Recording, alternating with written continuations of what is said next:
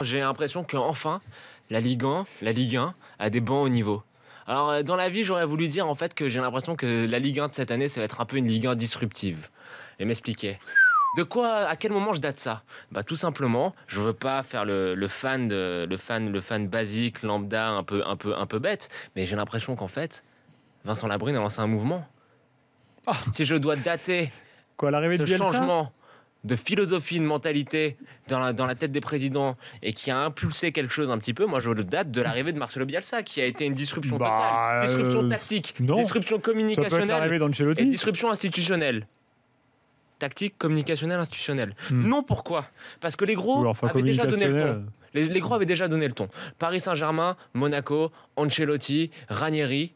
Effectivement, il y avait des grands noms sur les bancs à ce moment-là. Des grands noms qui n'étaient pas français, des grands noms qui changeaient, des grands noms qui étaient prestigieux. Mais c'était des noms qui étaient un peu la résultante, la conclusion logique d'une puissance financière hors du commun pour ces deux clubs qui étaient alors un petit peu à part en Ligue 1. C'était tout simplement normal que ces deux clubs qui avaient un standing totalement différent des autres et des coachs d'un autre standing. Et ça s'est poursuivi pour ces deux clubs d'ailleurs avec Jardim et Emery.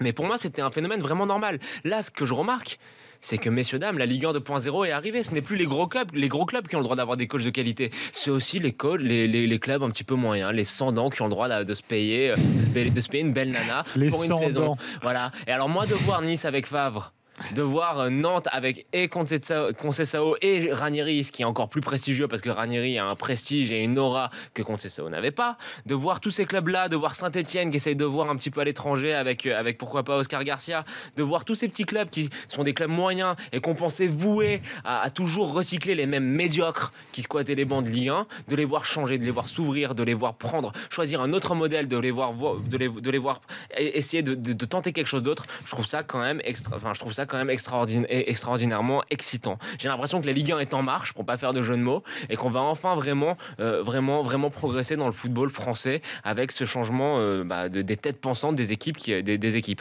Et par contre, en revanche, le petit bémol, j'emprunte à Florent, que je mettrais, c'est que maintenant, faut pas s'arrêter là. Faut pas s'arrêter juste à mettre un nom un peu prestigieux, un nom un peu différent sur le banc. Il faut que les clubs continuent dans cette logique-là, dans leur politique de recrutement et dans leur politique de formation. Il faut que l'ensemble des secteurs sportifs de ces clubs-là s'ouvrent un petit peu à ce qui se fait ailleurs et puissent prendre à l'étranger ce qu'il y a de bon, tout en gardant ce qu'il y a de bien, ce qu'on fait de bien déjà chez nous. Parce qu'il y a quand même, sans être totalement anti-français, on fait des choses bien en France. Mais j'aimerais maintenant que ça ne soit pas juste symbolique, la symbolique du coach, et que l'ensemble des structures sportives des clubs se régénèrent. Et puis que certaines poches de résistance, comme la consanguinité lyonnaise ou le recyclage permanent du Champions Project marseillais, voient un petit peu ce qui se passe à Saint-Etienne, à Nantes et sur les autres bancs, à Nice, et se rendent compte que peut-être ils font fausse route. Mais bon, on va pas faire les peines à jouir, c'est déjà extraordinaire ce qui se passe, et je suis largement excité par rapport à la saison qui arrive. Et comme l'a dit notre auditeur sur Twitter, quand on pense, il y a 2 ans, qui y avait sur les bancs dans un Nantes-Lille et que maintenant on va avoir Ranieri Bielsa, c'est parfait.